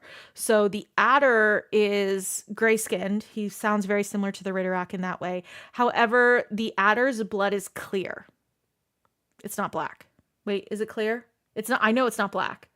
And that was the big kind of giveaway between the adder and the Rak. And even what was down in the tunnels in Throne of Glass or in Crown of Midnight, it's weird. So, silver blood. Thank you. I knew it wasn't black. That's why I was like, it was a weird color. The Crystallos demon in Crescent City is clear blood.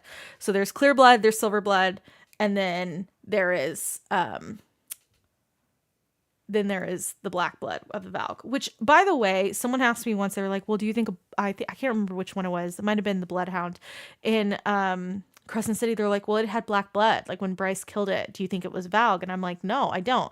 Because based off of some context clues, it like is very, like you think because it has black blood that, automatically Valg, but I don't know if everything looks Valgy because it has black blood. You know what I mean? I don't know. That's like a weird intuition thing. There's no way to watch the Asteri look like Teletubbies. I mean, I'm here for it. Okay. This is to be my favorite slide. When I tell you that this slide I'm about to show you, I think is the dumbest thing in the entire world, but it is the thing that when we were working on the masterclass for last month, I was like, I'm going to make this slide whenever we talk about the Fae. And the fact that I now get to present it for you, I'm very, very excited about this. So I just need everyone to like get on my level of excitement really quick, because this is like, this is my favorite slide. Okay. Does the different types of blood have meaning like the colors of the robes? I think the only thing is most of the time if it has black blood, we assume it's Valg, but I think there's a few instances where it's not. Nothing in regards to any other type of creature. Okay. This is my favorite slide. Wait. Okay, the Fae. All right, let me explain, because you're looking at this and you're probably like, what the hell am I looking at? There's a lot of Henry Cavill. Well, yeah, because you guys always fan cast Henry Cavill in every single Fae damn thing for Sarah J. Maas, okay? So let me explain what this slide is, okay? Because I think this is the easiest way that I can explain the Fae to you without giving you actual context, okay? This is the Fae of Sarah J. Maas's world in the most basic way. We have Henry Cavill as the Witcher on the left. That is Rowan. Okay, that is primal, territorial. Look at that angry face. Okay, that is very, very, very, caveman, Fae. Throne of Glass Fay, Throne of Glass Fay. Okay, all right. We have Henry Cavill on the top right in a suit, which, by the way, still some like disheveled, facial hair, very sexy. Look at that look. He's like, I'm going to beat someone up, but he's still refined. Acatar. That's Acatar Fay. Refined, sexy, a little more upscale, but still of the same power as the Witcher Fay. Okay. That's the thing. Then we have baby Fae at the bottom. That's Crescent City. Okay. They're not as strong. They're not as powerful, but they're still cute. And we really like them because they will one day grow up to be the two men on the top. Does everyone understand thank you. Okay. That's my definition of all the Sarah J. Maas Fae. There we go. Baby Fae, Crescent City. Not as powerful, but will one day be. You know what I mean? If watered and grown the right way, he will turn into something great. But right now, that's not where he is. Okay? What do you mean they'll grow up to be them? Well, they're not as powerful. That's it. No more slides. Yeah, we're done. No more slides. I didn't pull anything for the Fae. That's it. I'm totally kidding, by the way. Okay? But I'm just trying to explain the difference, okay? My type of Fae, Rowan, baby. I love a Witcher Fae. I love a territorial dick, okay? But you know what? Some of you ladies like the men in the suit. I know that. I know this. I don't know if Brit's watching at this point. Brit, that's your Fae. You like the men in the suit Fae. I don't. We know this about me, okay? But then we have down at the bottom, we have baby Fae. That's Rune. Rune Dannon is the baby Fae. He is the baby Fae. If we count up the ages of all of them, okay, he is the baby. Okay, but Rune will get there. He's just not as powerful, but he will get there. It's fine. Okay. All right. No, I did actually have slides for this. Okay. So, I'm just getting comfortable now. Okay, so general information about the Throne of Glass Fay. So the most common word used to describe them is feral. It's obvious, okay? All of them have mates, which I still want to know who put this in the notes. I'm pretty sure it's not me, okay? All right, all Fae have mates. We're not getting into this now. Who put that? Not me. It's either Mo or Lucy, and neither one will take claim of it, but someone put that in the notes, and I think it's hilarious, okay? Anyways, so that's the Throne of Glass Fay. Cunning, ruthless, swift. They're described as very animalistic, very, I don't know. Anyways, there is a language of the Fae. Aelin points it out. When she looks at Rowan's tattoo, it is literally described as whirls of black ink. Whirls of black ink. Whirls is a weird word, by the way. Do you know what else is described as whirls? Illyrian markings. Do you know what else is described as whirls? Bryce's tattoo on the back. Do you know what else is described as whirls? Feyre's tattoo on her hand. It's the same thing. This is why it drives me nuts when people don't make it the same thing. It's literally described as, it's fine, whatever. Anyways, moving on. Okay, second form. This is what we talked about earlier. Okay, so the Fae of Throne of Glass possess a secondary animal form, okay? Selena's was currently in hers. Her mortal body was a animal, as the birds wheeling above, aka Rowan.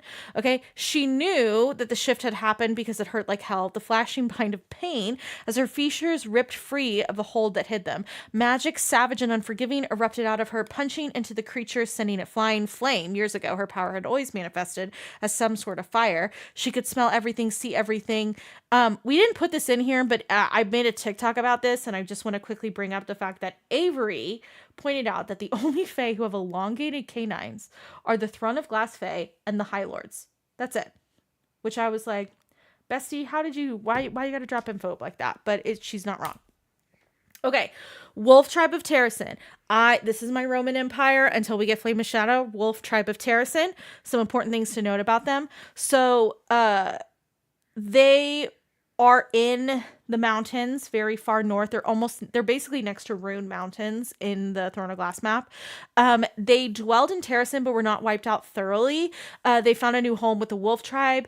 For those humans also riding those wolves, all the myths had claimed. There's a lot of mention of like that these are Fae who were obviously manifested as wolves, and they didn't really want to stay in their Fae form. And then when magic was ripped from them, they were in their wolf form for 10 years. So they're more animalistic than they are actually a Fae. Lost Fae of Terrasen, their giant wolves adopted human clan with them, wanted to speak to her as much as the citizens are in. How they found their way to the wolf tribe a decade ago, how they've fallen in with the wilds of the mountains and the hinterlands above. It was the tale she'd soon learn. So, we love the wolf tribe of Terrasen, okay? Acatar High Fay. Okay. So, the High Fay, this is by the way, first quote. Feyre's interpretation of the High Fay before she met him. Just want to make that known. So I never encountered a cruel human-looking High Fay who ruled Prythian itself, or of the fairies who occupied their lands with their scales and wings and long spindly arms that could drag you deep, deep, deep beneath the surface of the forgotten pond. I didn't know which would be a worse fate to face. The High Fay don't have specific powers the way the lesser fairies do. I don't have a natural-born affinity, if that's what you're asking. I don't clean everything, incite or lure mortals to the watery death, or grant answers to whatever questions you might have. If you trap me, we just exist to rule. And that's from Lucian. We all love Lucian. Okay. And then this was another quote from Acatar, which is, some age like you can breed as often as rabbits, but there are kinds like me, like the High Fay, who are rarely able to produce younglings. The ones who are born age quite a bit slower. We all had a shock when my sister conceived the second one only 5 years later. The eldest won't even reach adulthood until he's 75, but they are so rare. All our young are, and more precious to us than jewelry or gold. So that's about the Fae. The High Lords and their forms. You guys were asking about the High Lords beast forms. Of course, I pulled the quotes for you. So it says this. So Helion,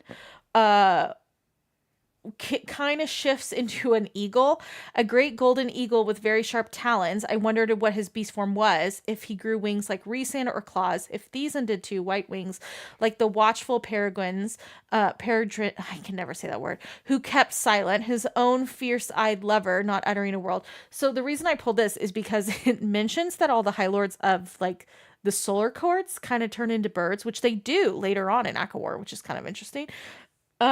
Whereas obviously Tamlin does not. So Tamlin's form was a beast that was large as a horse, while his body was somewhat feline. The head was distinctly wolfish. I didn't know what to make of the cruel elk-like horns that protruded from its head, but the lion or hound or elk, there was no doubting the damage his black dagger claws and yellow fangs could inflict. Fun fact, look at that description. Now go look at the description of, oh my god, I'm blanking. Danica's pack of devils. Go look at the description of the pack of devils. It's the same damn thing. It's the same thing. Okay. I did want to quickly say that there is mention of lesser Fae, obviously, in here, but there's not really a whole lot of detail. So I just wanted to quickly write down the lesser Fae that are listed, which is blue-skinned, tree-skinned, which is Alice, and then there's quite a few lesser Fae of wings. So I just want to say that. Okay, Seraphim and the Peregrines. This is an issue I have with Sarah J. Maas, but I'll get to it. So the Seraphim, these are Draken's people. They are winged like us, but their wings are feathered. And unlike us, by the way, this is, I think, Cassian. No, Rhys is talking. This is Rhys talking. But unlike us, their army and society allowed women to lead, to fight, to rule. All of them gifted with mighty magic, wind, and air. All possess white wings. I want to make that known. And the known Seraphim that we obviously pay close attention to are Nephel and Draken. The other thing that's important to know about the Seraphim, if you read the description of their armor, it sounds very, very similar to the armor that Hunt is wearing in the Summit in Earth and Blood. Wanted to also point that out to you. The Peregrines are the distant related relatives of the Seraphim people, and they are with Thiessen in the Dawn Court, also only possess white wings. And it, based off of what I could gather from the High Lords meeting, which is really when they're talked about, there isn't a whole lot of them. Like, it sounds like there's a limited number of Peregrines compared to Seraphims. kinds of rhymes. Oh, yeah. Okay. So, Illyrians, our favorite. So they are a warrior. This is the first thing that Rhys says, by the way. I didn't know this until today. When Feyre says, what are Illyrians? Rhys's response is, they're a warrior race within my lands and a general pain in my ass. He ain't wrong. Okay. Like their High Lord, the male warriors were dark-haired, tan-skinned, but unlike Rhys, their eyes were hazel and fixed on me as I last stepped to them. The Illyrians are certainly not High Fay, but glad of it. He hooked his black hair behind an ear, rounded as mine had once been. We are not lesser fairies, though some might try and call us that. We're just Illyrians, considered expendable aerial cavalry for the night court at best, at times, mindless soldier grunts at worst. And the Illyrian power, they are stronger. The power of stronger Illyrians tend toward incinerate now, ask questions later. They have magical gifts beyond that of the killing power. No, I did not explain siphons in here because we're going to talk about siphons next month. I know you guys are probably like, where's the siphons? Yeah, I know. We got to save some stuff for next month, okay? They are not from Illyria. Fun fact. Okay. Legend. This is from Cassian. Legend said that they existed in the Night Court formed. The Illyrians migrated from the Myrmidons. Yep, I think I said that right. Before humans even walked the earth, even the fresh snow cresting Remiel, none of that touched the Pillar of Stone. So it's interesting to note that the Illyrians know they're not from Illyria. They're actually from a mountain range, which is not on the map. But if you go to Akawar, Helion and Cassian are talking about it. It's between day and night. So they originally were there, and then they eventually migrated up at the very top of Illyria. I have questions. So do you. Okay, Crescent City Fay. So, the Autumn King, obviously, was a courtesy title in addition to the father's role as city head. There were 7 Fey kings. No kingdom was truly their own. Each Avalon, even Avalon, the Green Isles, ruled by the Stag Kings, still bowed to the Republic. The Fey coexisted with the Republic since its founding. They still kind of respected everything beyond his starborn gifts. This is what, by the way, I wanted to put here. Oh, I didn't put it. It's okay. There's 7, by the way. There's 7 kings. I almost said High Lords. Same thing. Anyways, so this was the quote I did want to put in here about the magic, which is the bottom one. So it says, it's not about the strength of our armies, but rather the strength as a people. His father voice dripped with disgust. The Fae have long been fading. Our magic wanes with each generation, like a watered down wine. He frowned at Rune. The first starborn prince could blind an enemy with the flash of his starlight. You can barely summon a sparkle for an instant. Now you know why I made him baby. Baby. Baby Faye. Baby Faye can't do anything. Baby Henry Cavill, he's just learning.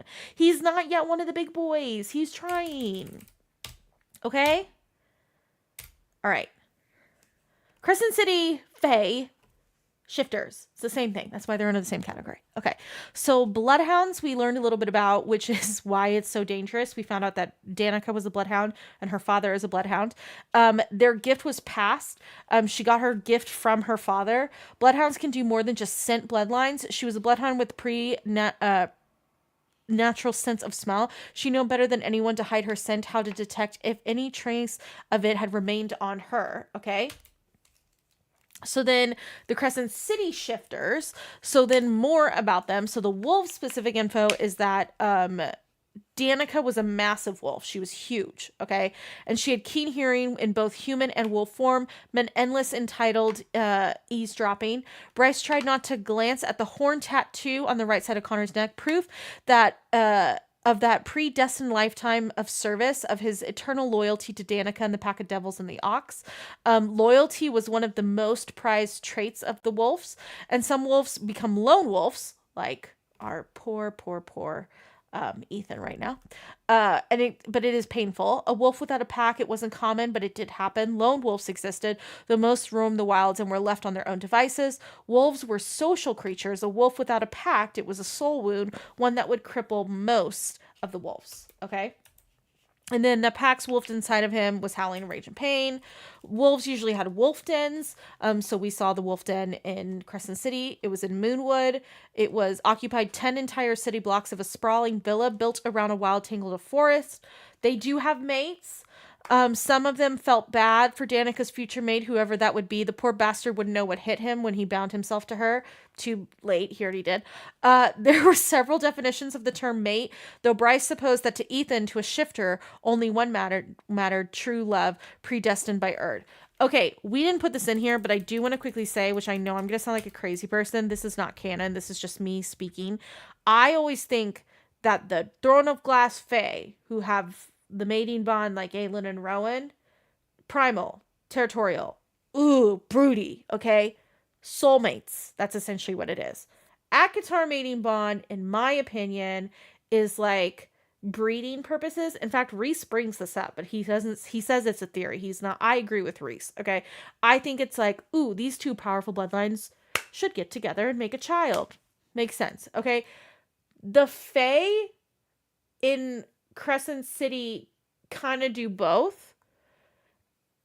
So it's I mean, even you'll notice Rune constantly says to Bryce, this is like mate when he's talking about Bryce and Hunt. And I think it's because they got the Throne of Glass one, not the Acatar one. So that's a personal opinion. But yeah. Could it be that the Crescent City Fay are babies because the Asteri are sucking out their magic? Potentially. I think it's also that they are breeding them down to the point that they don't have all their magic. So I think it's both. If you were to ask me, I think it's both. But that's the end of the PowerPoint. That's the last slide. Look at that. We hit it. We hit it. We did it. That's all the information. Okay, I'll put the music back on. Okay. Do we have any questions, comments, concerns, feedback? Because it was a lot of information thrown at you. Like, it was a lot. It was a lot of information. So I want to just check in with everyone and see how we're all doing. Because it was a lot. It was whew. Good. Okay, good. Any questions, comments, concerns? I can tell you what our next class is. Hold on a second. We're kind of shifting around a little bit.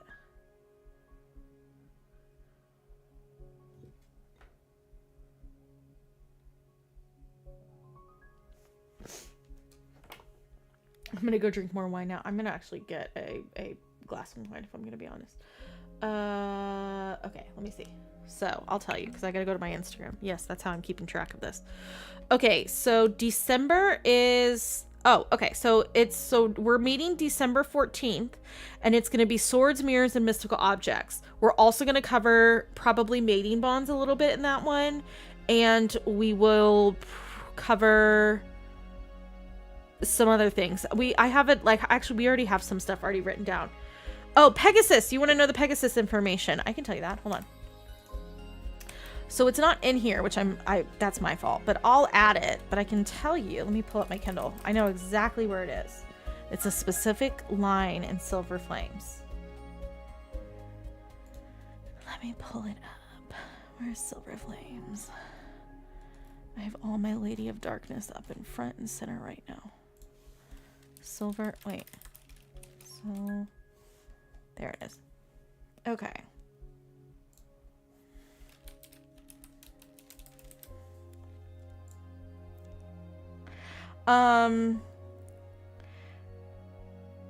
So it says winged horses. So this is chapter 41 of Silver Flames for anyone who wants to pull the Pegasus quotes. It says they were winged horses so rare that it was said Helion's 7 breeding pairs of flying horses were the only ones left. Lore held that there had once been a far more of them before recorded history, that most had just vanished as if they were devoured by the sky itself. Their population had dwindled further in 1,000 years for reasons no one could explain. This hadn't helped by Amarantha, who had butchered 36 of Helion's Pegasus, in addition to burning so many of his libraries.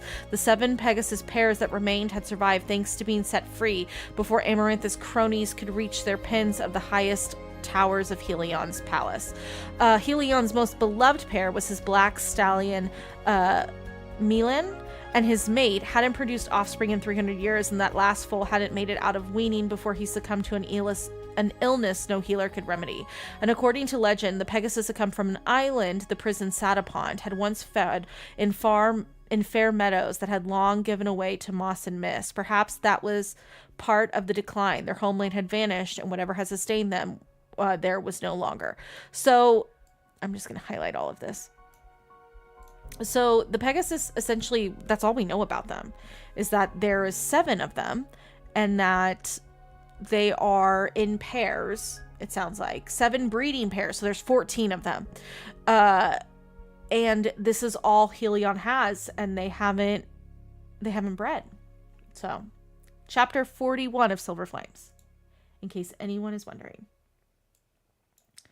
Just so you have all the information. I'm just going to do this really quick. But, yeah. But can't wait to watch back. Good! Yay! That would be cool if Bryce got to see one. Yeah. What is your theory about the light and dark robes? Not canon, but are they from Dusk? I think that's the theory. What is your theory about the dark and the blue robes? So, Avery and I I can't remember the full thing. It's 10 o'clock. I could call her. Let's call her. Let me think. I think it was that we felt like there might be a hierarchy to them, and like maybe the dark robes had represented like older planets and older knowledge, and the lighter robes were just originally acolytes. I feel like that might have been it, but Avery might call me and be like, what did you just tell them? Here, let's just call her. Let's see. Here, I'll turn you guys up. It's 10:30. She should be awake.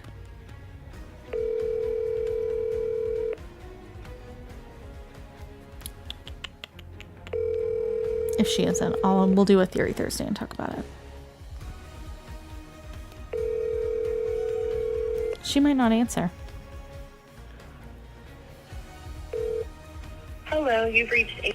Yep, no, she didn't answer. But it was something like that. We'll talk about it, because I know before Hosab came out, Avery had a string of texts like between the two of us, and it was like light, and I'd be like dark, and she's like, okay. Like, Era Fired, I'd be like dark, and she's like, okay. And then we'd be like Hosab, and I'd be like House of Earth and Blood, and I'd be like white, and she's like white, and I'm like white, and then I would be like Hypexia, dark blue, and she's like Hypexia. So we had like a really weird string of messages about the robes, and I can't remember where we leaned on it, but I do know that we thought it was interesting that they all wear blue except for Luna's temple. Those were the only ones in white. We obviously don't know what Solus and Cathona were wearing, but it's very, very odd. So I don't know. I have questions, I have comments, and I have concerns about it myself.